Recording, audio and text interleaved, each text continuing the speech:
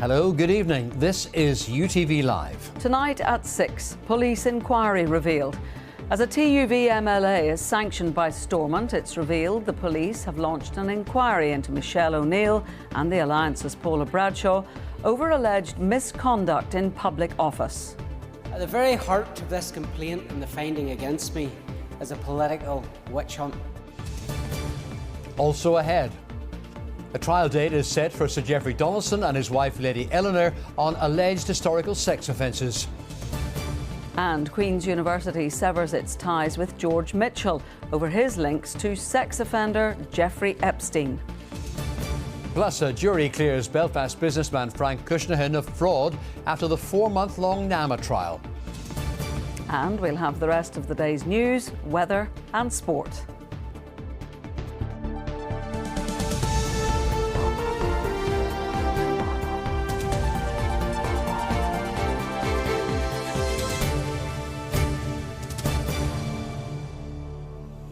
MLAs came to work today expecting to debate excluding the TUV MLA Timothy Gaston for breaching Stormont's Code of Conduct. Instead came the surprise revelation that the First Minister, Michelle O'Neill, and Alliance's Paula Bradshaw are at the centre of a police inquiry into misconduct in public office. It's come to light following a Standards Commissioner's investigation into an Executive Office committee in October 2024, which found Mr Gaston breached the Code of Conduct during an exchange with Ms Bradshaw when he told her to breathe. Here's our political correspondent, Vicky Hawthorne. Did I say I was going to limit? No, I didn't. Chair, the legal. Take a step back. No, I'm just telling you, you are okay. trying to frustrate the business. You are trying to frustrate the business of this committee. It was this tense exchange which brought a complaint against TUV MLA Timothy Gaston. The Executive Committee was preparing to question the First Minister, Michelle O'Neill, at a time her party was facing criticism for its handling of a number of controversies, including the case of its former press officer, Michael McMonagle, later convicted of child sex offences. Stormont Standards Commissioner has found Mr Gaston's comments to Alliance Chair Paula Bradshaw as being unreasonable and an excessive personal attack.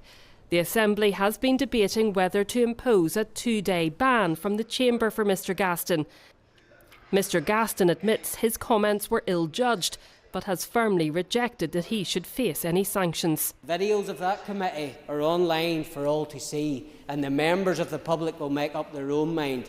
It doesn't matter what this place says today. The DUP, who just last week were also rejecting the Standards Commissioner findings that Minister Gordon Lyons had breached the ministerial code, did not support the sanction of Mr Gaston. The Commissioner's office has been politically weaponised by the political grievances of others who don't agree with what Mr Gaston said. We are now subject to the derision, in my view, of other international democracies for seeking to stifle free speech. The new UUP leader also thought the punishment did not fit the crime. People will wonder what we are doing in this place today. Wasting time, wasting money, when someone could have said, you know what, don't act like that again, and if you do, it'll be dealt with more seriously. So for all those reasons, that this is disproportionate, it is punitive, and it is unnecessary, we will be voting against the sanction. Those supporting sanctions on Mr Gaston argued their view and about the direction of the debate. This debate is not about context or about anybody else other than the breach, the alleged breach by Timothy Gaston. Are we going to stick to the matter, or are we going to allow a free-for-all here? In that the DUP representatives in that committee, Brian Kingston, Harry Harvey and Paul Frew, never objected to the sanction being recommended. So the question is, Mr Speaker, what has changed? Or is it just the case that the DUP is once again being led not by Gavin Robinson, but is being led by the nose by Jim Allister in this chamber today? Many people, particularly women, watching this debate will reasonably recognise the tone and implications of that remark as misogynistic. That doesn't mean that robust scrutiny is being curtailed. It means that basic respect still matters in this chamber and in our committee rooms. While the Standards Commissioner's report findings focused on behaviour during an executive committee in October 24, it's a meeting beforehand between the First Minister Michelle O'Neill and the chair of the committee Paula Bradshaw, which has raised further questions. Loyalist activist Jamie Bryson, who was at Stormont today, has revealed he made a formal complaint to the PSNI, alleging misconduct in public office during that pre-meeting. The PSNI has confirmed it received the allegation and inquiries are ongoing. In a statement, First Minister Michelle O'Neill has said, "Like everyone else, I have only just become aware of this. The PSNI has not contacted me about it. I have no information beyond what has been reported publicly." The Alliance Party has said statements by the TUV today are nothing more than misleading conjecture and distraction. Meanwhile, the Assembly has now voted to sanction Timothy Gaston. Vicky Hawthorne, UTV Live, Stormont. Well, let's cross live to Stormont, where we can join our political editor, Tracy McGee. Tracy, a very surprising day today. What are we to make of it? Absolutely, Paul. Every now and again here in Stormont, you'll get a day like this where you think you're going in one direction and then it lurches off in a completely different direction. Everybody came to work today expecting to discuss the Standards Commissioner's report into that very controversial Executive Office committee meeting back in October 2024, in which she said that the TUV MLA Timothy Gaston had broke the code of conduct. Not just about that breathe comment, but she said that he had undermined the committee chair Paula Bradshaw by persistently continuing with questions beyond the remit of the committee. That we knew. But then Jim Allister gave a press conference this morning in which he revealed that, unbeknownst to everybody else, the police were carrying out inquiries after the loyalist activist Jamie Bryson made a complaint to the police way back in October 24, alleging misconduct in office. Now, we checked this with the police and they confirmed that this inquiry is underway. Now, cue a collective jaw drop here in Stormont because nobody knew anything about it. Jim Allister admitted he hadn't known anything about it until the weekend, but neither did Alliance, Sinn Féin, anybody else. Now, the debate itself took place this afternoon and it went along the lines that we had expected. The DUP and the Ulster Unionists did not back the motion. They believe that it's a hammer to crack a nut and that the sanction was too high. But it was carried because Sinn Féin, Alliance and the SDLP did back it. It means that Timothy Gaston will be excluded from Stormont for 2 sitting days. But it also means, as we stand here tonight, the Prime Minister of Northern Ireland, the First Minister of Northern Ireland, Michelle O'Neill, is at the centre of a police inquiry into misconduct in public office, and nobody knew anything about it, including Michelle O'Neill herself. More than a little bizarre. Tracy McGee, live at Stormont. Thank you. Sir Geoffrey Donaldson and his wife are due to stand trial on the 26th of May on charges of alleged historical sexual offences. The new date was set today after a short hearing focusing on Lady Donaldson's ill health. Our crime and security correspondent Sharon O'Neill was in Newry Crown Court. A high-profile couple at the centre of one of the biggest cases before the courts in recent years. The Donaldsons have not had to appear in the dock for some time now, with trial dates set, then postponed, over Lady Donaldson's ill health. Today, another hearing at Newry Crown Court, linked to outstanding matters connected to that, but crucial to charting what the next steps are. Former DUP leader Sir Geoffrey Donaldson denies 18 historic child sex abuse offences, including an allegation of rape. The time frame, it's claimed, spanning more than 20 years against 2 alleged victims. Lady Donaldson also denies the charges against her. The 59-year-old is accused of aiding and abetting. Just over a week ago, lawyers for Lady Donaldson said they were awaiting the completion of a medical report, which was imminent. This court was told that final report has now been received. So the big news, this trial is on track to begin on Tuesday, May the 26th. This, the 14th hearing since the couple first appeared in court. Another will be held later next month to discuss arrangements for the trial, which is expected to last 4 weeks. Sharon O'Neill, UTV Live, Newry. Queen's University is to cut its ties with the former US Senator George Mitchell over his links to the convicted sex offender Jeffrey Epstein. The move follows a decision by the US-Ireland Alliance to remove the peace negotiator's name from a scholarship programme. Sarah O'Kane reports. George Mitchell enjoyed the plaudits as the man behind the peace process here. Former presidents and prime ministers all congratulated him. Into this lens, please, gentlemen. But now it's his links with paedophile Jeffrey Epstein that are making headlines. It comes with the release of the latest files relating to the convicted sex offender.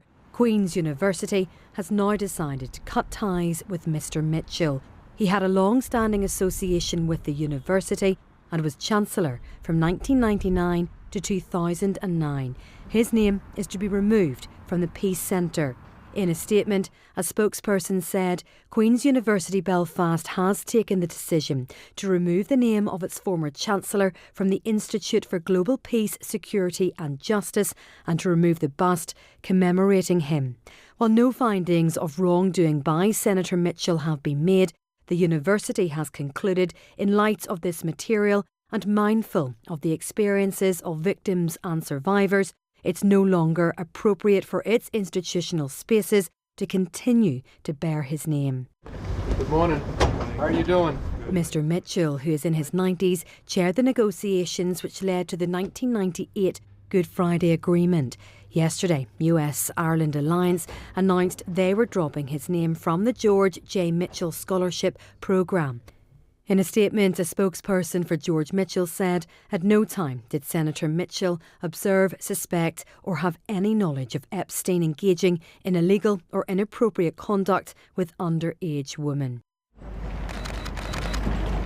Another politician who held a top position in Northern Ireland politics, former Secretary of State Lord Peter Mandelson, has quit the Labour Party due to his friendship with the disgraced billionaire. Lord Mandelson says he has resigned his membership of the Labour Party to avoid causing it further embarrassment. Bank statements appear to show he received $75,000 from Epstein over a period between 2003 and 2004 when he was a Labour MP, something he claims he had no record or recollection of. There's big questions over what's still to come from these Epstein files and who could be next to take the fall. Well, Sarah joins me live now from Queen's University. Sarah, the George Mitchell bust is still there, but I understand not for too much longer. Yes, Rose, the bust is still here, as you can see for yourself, but Queen's say they will be removing it, and who knows, it could be gone by this time tomorrow. In fact, since we've been here, a few people have come down just to get a photograph of the bust before it disappears. Now, this is all connected to claims that George Mitchell continued that relationship with Jeffrey Epstein after he was convicted. And it's important to say that he denies all wrongdoing. Queens, though, are taking no chances. This was only unveiled back in 2023, so it just shows you how quickly things can change. Sarah O'Kane, thank you.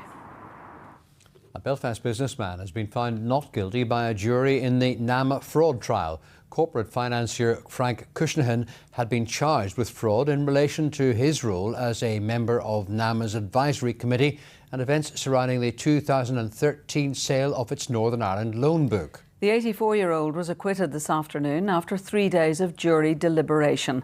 Deborah McAleese reports.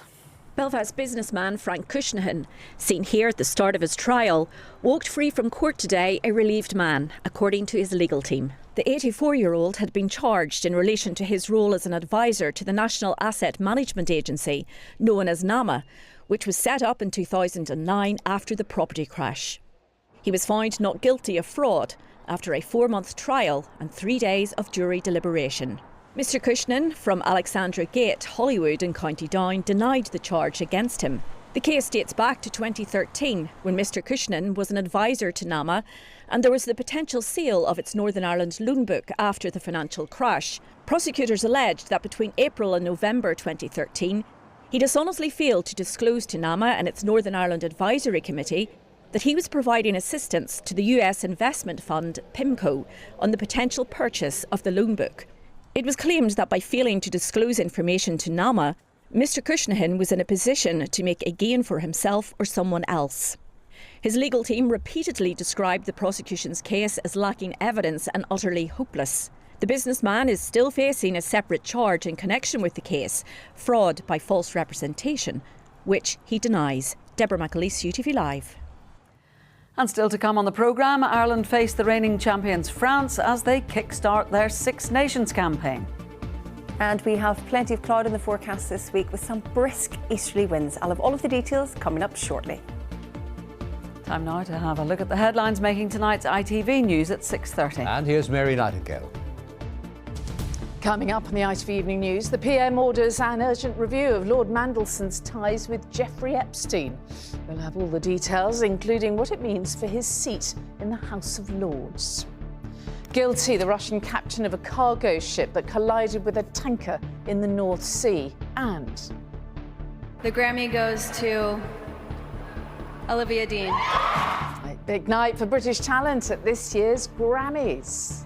Would you join me for those stories and more at 6:30?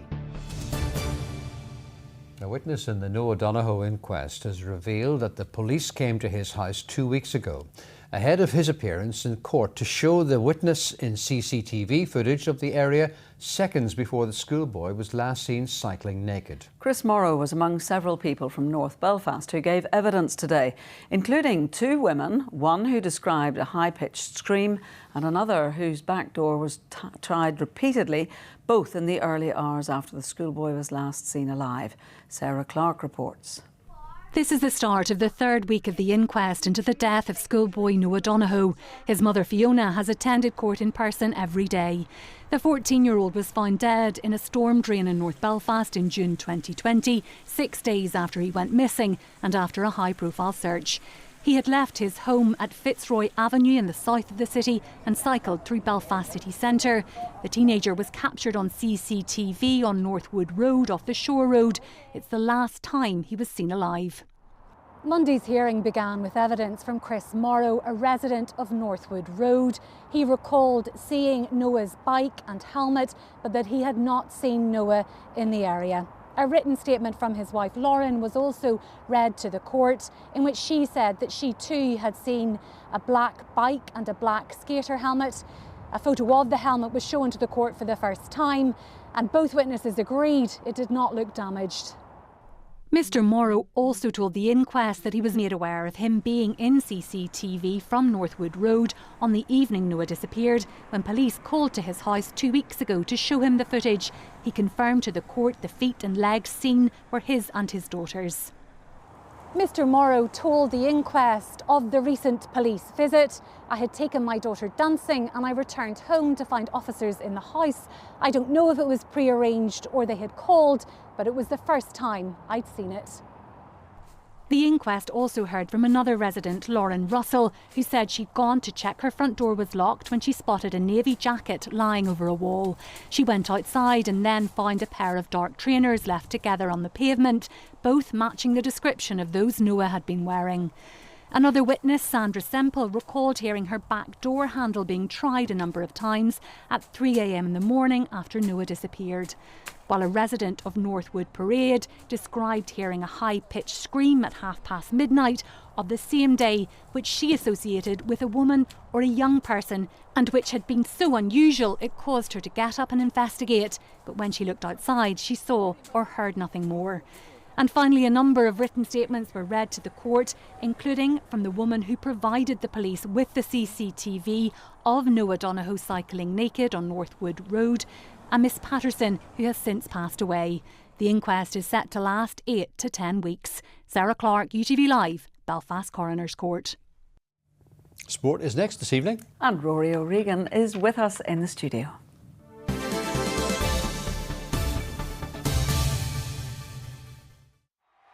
Ready for the road. John Mulholland Motors proudly sponsors UTV Sports Updates. Good evening. It's one of the toughest fixtures in rugby, playing France in Paris. But that's what faces Ireland this Thursday when they start their Six Nations campaign against the reigning champions. Andy Farrell's squad have a number of injuries going into the match, but will still be confident they can get a result. Here's our sports correspondent, Ruth Gorman. Since 2019, the Irish rugby team has prepared for the Six Nations at a training camp in Portugal. And this year is no different at their Quinto de Largo base. We always enjoy coming here. We get the opportunity to reconnect because it's obviously a time when we've been away from each other. We get a chance to come here and get a great chunk of work done in a short space of time. We ask a lot of the players, a lot of demands on them, but they've been excellent throughout. And the youngsters coming in and really connecting up with some of the more senior players. You feel like you've been together for a couple of weeks, when it's only a few days. Off the back of Bundy Aki's 4-week ban for misconduct involving the match officials after the Connacht-Leinster game 2 weeks ago, Ireland aren't concerned about others following suit. No, I think we always have a process around the captain and his communication with the match officials. That hasn't changed. We're really happy with our process and how we do things in Ireland camp, and it's important that we continue that throughout the Six Nations. Ireland have a lengthy injury list coming into this year's championship, but the young players called in have been impressing already. The training has been excellent. The young lads have really stepped up. They've connected up. I guess one of the real strength of this group, and it always has been for the last 4 or 5 years, has been guys coming in will get support from the more experienced players, and it's up to the young guys to step up as well, and they've done that to a man, and a lot of those youngsters have stepped up in the last week. Ireland trained for the final time in Portugal today before making the trip to Paris for Thursday's opening Six Nations game against France. Ruth Gorman, UTV Live. And you can watch that match on UTV this Thursday evening. Well, sticking with rugby, and Ulster are up to 4th in the URC table after beating Cardiff 21-14 on Saturday. Prop Angus Bell had the match highlight, picking the ball up at the bottom of the ruck. He threw a dummy and sidestepped 2 defenders before scoring a try. Richie Murphy's side have now won 5 of their last 6 matches. Gaelic Games next, and Donegal have set down a marker for the season after a 4-point win over All-Ireland champions Kerry. Elsewhere, Derry got their first win of the campaign against neighbours Tyrone. Meanwhile, in the hurling, Clare were too strong for Antrim in Cushendall. Here's a roundup of the weekend's action. A rematch of last year's All-Ireland final and a chance for Donegal to get revenge in front of a sellout crowd in Ballyshannon. In what was a tight first half, the two sides mostly exchanged scores. That was until Dara O'Bwil coolly sidestepped the goalkeeper and slotted home the game's first goal. Donegal came out flying after the break, scoring 5 unanswered points. They maintained a commanding lead until a scare towards the end when a goal from Dono O'Sullivan put the Kingdom within 3. But a final point from talisman Michael Murphy sealed the win for the home side. So not being kind. And there's Tierney in around the back here. Possibilities, Matty Tierney! Elsewhere in Division 1, plenty of points for Armagh, but 3 decisive goals for Galway at a misty athletic grounds. There was nothing to separate the sides with only seconds left, but a final point with the last kick of the game won it for the tribesmen. Goals, and Galway win by a point. After a winless campaign in Division 1 last season, Derry have got off the mark in Division 2. They edged out neighbours Tyrone at Celtic Park by 3 points. The Red Hands did come close to levelling the score at the end, but a heroic block by Padraig McGrogan meant the Oakleafers secured bragging rights for the next few months at least. In the weekend's other football matches, Down beat Limerick, while Monaghan lost to Roscommon, Fermanagh to Sligo and Antrim to Tipperary. Fitzgerald anticipated it quickly. Fitzgerald, yeah. Meanwhile, in the hurling, Clare were too strong for Antrim in Cushendall with a 14-point win. Conall Cunning got the Saffrons' only goal. Elsewhere in Division 1B, Down lost to Wexford by 2 points. Well, on to football, and Derry City have started off the new season with some silverware. They won the President's Cup over the weekend, beating Shamrock Rovers 1-0 in Dublin. On his first appearance since returning to the club, James McLean got the assist for Darren Markey's first half goal. His brother Patrick was also playing. The Candy Stripes kick off their league campaign this Friday against Sligo Rovers at the Brandywell. And finally, the Belfast Giants defeated the Glasgow Clan 5-0 last night at the SSE Arena to stay top of the Elite League table. There were goals from Brandon Whistle, Kieran Long, Captain David Goodwin, Scott Conway and Carl Boudret. Well, that's your sport for this evening. Bye for now. Ready for the road. John Mulholland Motors proudly sponsors UTV Sports Updates.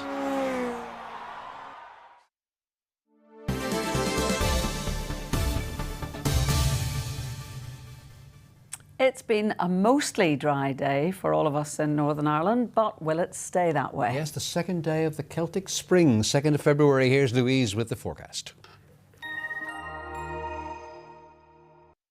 After a cold start, temperatures are expected to rise.